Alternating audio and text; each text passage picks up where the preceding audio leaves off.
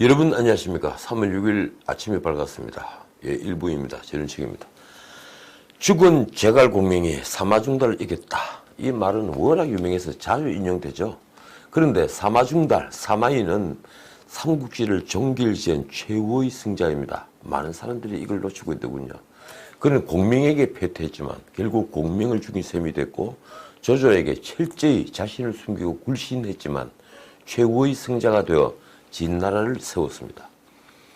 어제 오늘 박근혜 메시지 파문의 여의도 증가에 가라앉지 않고 있습니다. 그동안 박근혜 전 대통령이 총선 전에 뭔가 메시지를 낼 것이라는 소문은 광범위하게 퍼져 있었죠. 그녀가 넘어가지 않을 거라는 말부터 3.1절 형집행 정지가 있을지 모르니까 기다려본 뒤에 무엇인가 메시지를 낼 거라는 좀 더 구체적인 말까지 흘러다녔습니다. 박 전 대통령이 풀려난다면 아니 메시지만 내도 보수는 다시 분열될 수밖에 없다는 예측도 많았습니다. 박 전 대통령이 자신을 탄핵한 의원들을 용서할 리 없다. 박 전 대통령이 궁지에 빠지는 걸 방관한 황교안 당시 총리도 마찬가지라는 말이 많았죠. 그래서 나라를 걱정하는 사람들은 둘로 나뉜 보수의 간극이 더 커질 수밖에 없는 박근혜 메시지를 걱정했습니다. 민주당 역시 박 전 대통령이 메시지를 낸다면 아마도 친박 그룹에 일치 단계를 주문할 것으로 보았을 겁니다. 박 전 대통령 메시지의 위력은 모두가 다 알고 있죠. 이른바 선거의 여왕이 던지는 단문의 강렬한 메시지는 선거판을 움직이곤 했습니다. 과거 이명박 정부 당시 공천 학살을 당한 친박계 의원들에게 살아서 돌아오세요. 이런 강렬한 메시지로 친박연대가 무려 16석을 얻고 친박 무소속 연합이 12석을 얻어서 얼마나 그 공천이 잘못된 공천인지를 보여줬습니다. 그때도 죽은 공명이 사마중달을 이겼다는 말이 인구에 회자됐습니다. 그런데 박근혜 전 대통령이 유일하게 접견을 허용하는 유영하 변호사와 홍문종 의원의 움직임이 예사롭지 않았습니다. 그 두 사람은 누가 뭐라 해도 가장 박근혜 전 대통령의 심기를 정확히 헤아리는 분들이죠. 홍문종 의원은 우리 공화당과 갈랐었고 친박 그룹이 다시 뭉치는 걸 도모하다가 친박 신당이란 걸 따로 차렸습니다. 지난 3일 조은진 의원의 우리 공화당과 김문수 전 지사의 자유통일당은 합당 선언을 했죠. 8선의 서청원 의원이 합류하면서 새 정당 자유공화당은 강성 친박 태극기 부대 총 본산처럼 대중들에게 비쳤습니다. 서청원 의원은 호기롭게 말했습니다. 진정한 보수 대통합을 위해서는 내국 보수 세력 힘을 모으는 활용 점정이 필요하다. 이를 위해 제가 먼저 자유공화당에 몸담았다. 그런데 일일천하였습니다. 이튿날 국회 정론관에서 박근혜 전 대통령의 메시지를 유영하 변호사가 읽으면서 자유공화당은 졸지에 친박 핵심에서 밀려나서 변방의 부대 정도로 전락해버렸습니다. 그럴 수밖에 없는 것이 박 전 대통령의 메시지 내용은 여전히 간결했지만 그 뜻은 모두의 예상을 깼죠. 나라가 매우 어려우니 기존 거대 야당을 중심으로 태극기를 들었던 여러분 모두가 하나로 힘을 합쳐줄 것을 호소한다. 서로 분열하지 말고 역사와 국민 앞에 하나된 모습을 보여달라. 호기롭게 출발했던 자유공화당이 받았을 충격은 매우 컸을 겁니다. 무엇보다 강성 친박 그룹은 언제나 박근혜 마케팅을 하면서 태극기 부대의 지지에 기대왔으니 말입니다.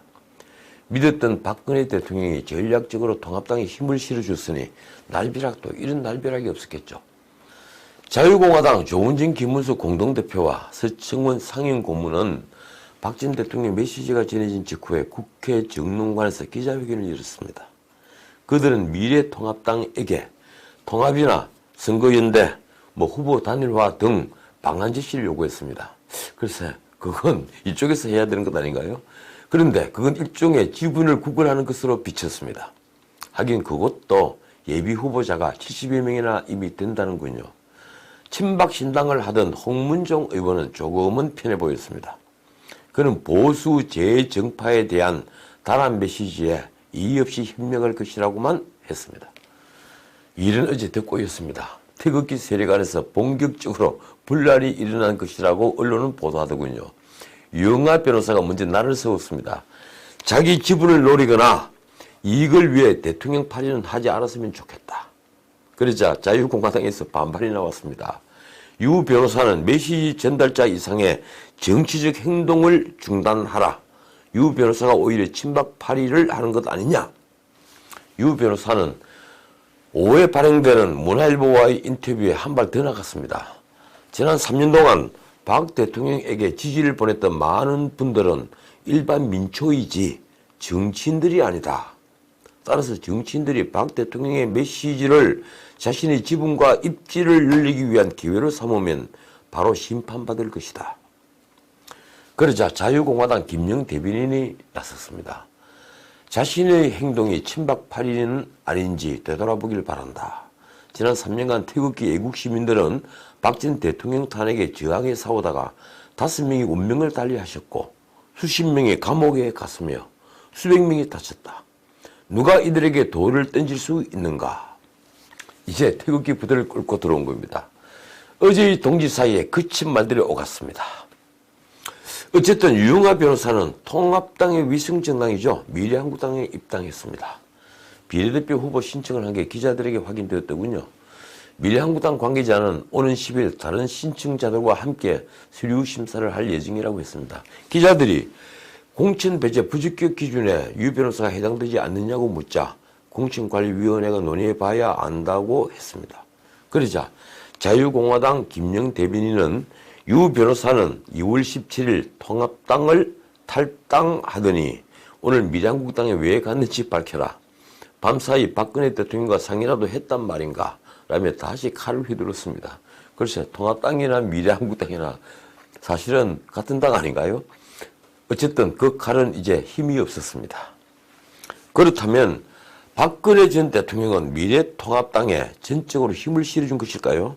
물론 통합당은 황교안 대표부터 환영 일색이었습니다. 그동안 보수 외인을 넓힌다면서 태극기 부대와 거리를 조금 두었던 황 대표는 반가운 선물이라고 표현했더군요. 어제도 말씀드렸지만 지금 사천 논란에 휩싸이고 있는 김영호 공관위원장은 박 전 대통령이 감옥에서 아주 의로운 결정을 했다고 했습니다. 그렇지만 속내는 달랐습니다. 통합당에서 나온 말이 이렇습니다. 공화당 등은 더 이상 박근혜 전 대통령 이름을 팔면서 정치하지 말고 통합당으로 들어가라는 게 박 전 대통령의 뜻이다. 이 땅의 문은 열려있다. 이쯤 되면 유영하 변호사 한 사람만 받고 나머지는 들어오든 말든 하라는 얘기죠. 자, 감옥에 있는 박 전 대통령은 이제 죽은 공명 이상의 힘을 보인 겁니다. 그런데 왜 박 전 대통령은 자유공화당 세력 편에 서지 않은 것일까요? 다들 아시지만 그 답은 이렇습니다. 박 전 대통령이 이겨야 할 사마중단은 문재인 정권이기 때문입니다. 그녀는 스스로 감옥 속에서 보수의 지도자 역할에 나선 겁니다. 그래서 이제 제갈 공명의 지략이 제대로 통할지도 중요할 겁니다. 오늘 제가 KBS 방송에서 박 전 대통령은 이제 보수의 지도자로 다시 등장했다고 말했는데 사태를 이렇게 만든 건 문재인 정권이죠. 어제도 제가 말씀드렸지만 직전 대통령을 뇌물죄로 처단하기 위해 문재인 사법부는 묵시적 청탁이니 하는 듣도 보도 못한 판례까지 만들어냈습니다. 그녀는 천일이 훨씬 넘는 감옥 생활을 하면서 문재인 정권의 무능과 실정에 실망한 이 나라의 보수 세력에게 가슴 속 엉어리가 됐습니다. 그 엉어리를 만들어준 게 문 대통령 정부라는 겁니다.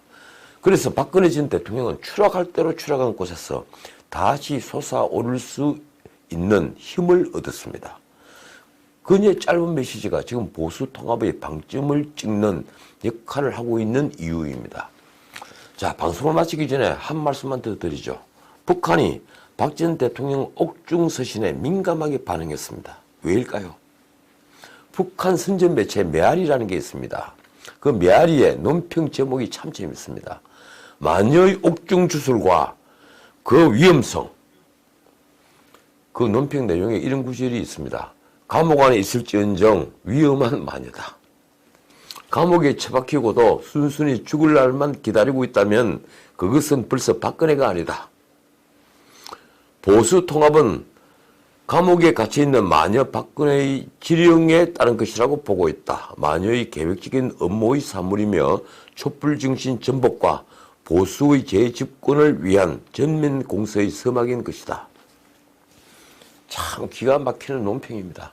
하긴 민주주의를 단 한 번도 경험해 보지 못한 이들이 박 전 대통령의 옥중 서신을 이해할 수 있었겠습니까?